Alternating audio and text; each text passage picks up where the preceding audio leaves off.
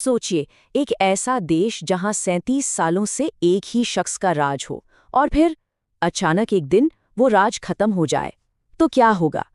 आज हम इसी सवाल की तह तक जाएंगे। ईरान के सुप्रीम लीडर खामेनेई के बाद देश का भविष्य क्या होने वाला है? हाँ, लेकिन आगे बढ़ने से पहले एक बात साफ कर देते हैं। ये जो पूरा एनालिसिस है ना, ये एक व्हाट इफ सिनेरियो पर आधारित है। मतलब एक काल्पनिक सिचुएशन पर। जी हाँ, 37 साल, मतलब लगभग 4 दशक। इतने लंबे समय से आयतुल्ला अली खामेनेई ही ईरान की सत्ता का, कह सकते हैं कि, दूसरा नाम बने हुए थे। और फिर हमारी इस हाइपोथेटिकल कहानी में एक मिलिट्री स्ट्राइक होती है और बस ये लंबा दौर अचानक से खत्म हो जाता है। तो अब सबसे बड़ा सवाल यही खड़ा होता है, अब क्या?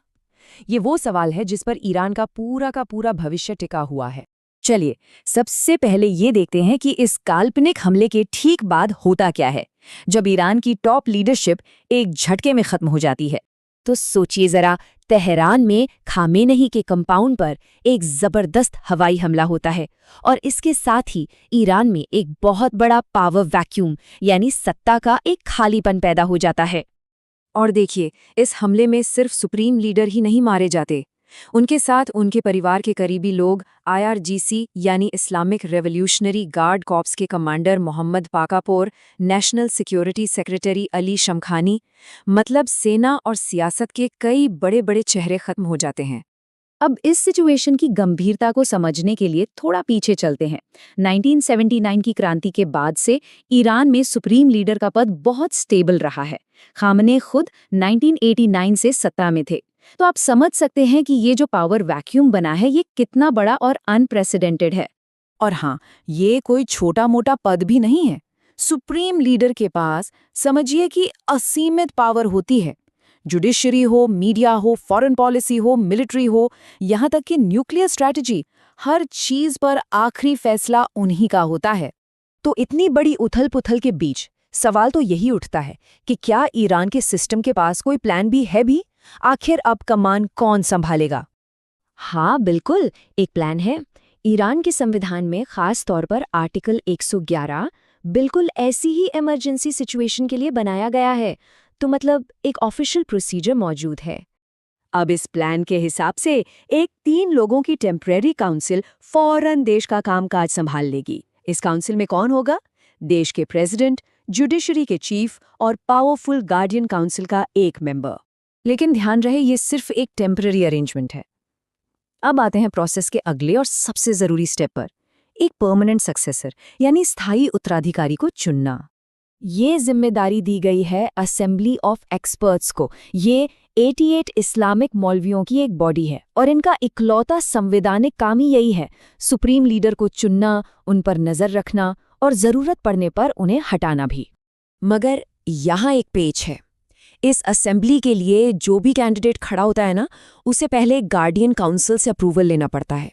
और ये वही काउंसिल है जिस पर पिछले सुप्रीम लीडर का बहुत ज्यादा असर था। इसका एक बढ़िया उदाहरण ये है कि इसी काउंसिल ने पूर्व राष्ट्रपति हसन रूहानी को भी चुनाव लड़ने से रोक दिया था।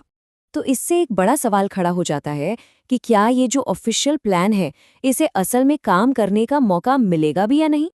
अब देखिए, ईरान के भविष्य के लिए 2 खेमे आमने सामने हैं।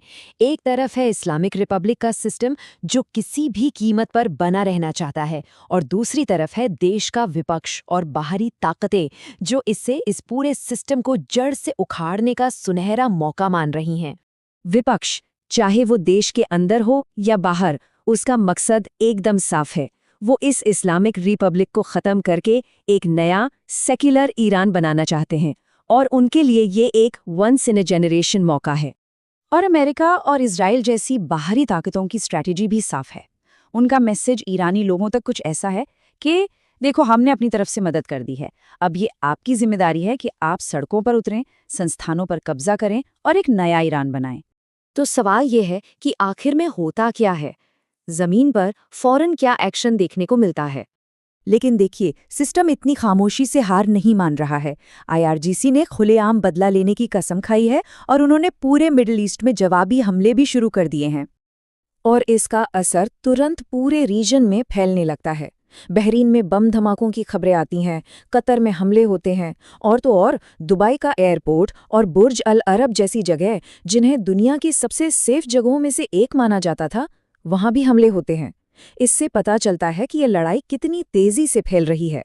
तो आखिर में हम इस एक बड़े सवाल पर आकर रुक जाते हैं जो इस पूरी अनिश्चितता को बयान करता है। ईरान का भविष्य क्या है? एक नई क्रांति या फिर एक भयानक गृह युद्ध? इस सवाल का जवाब तो अब वक्त ही देगा।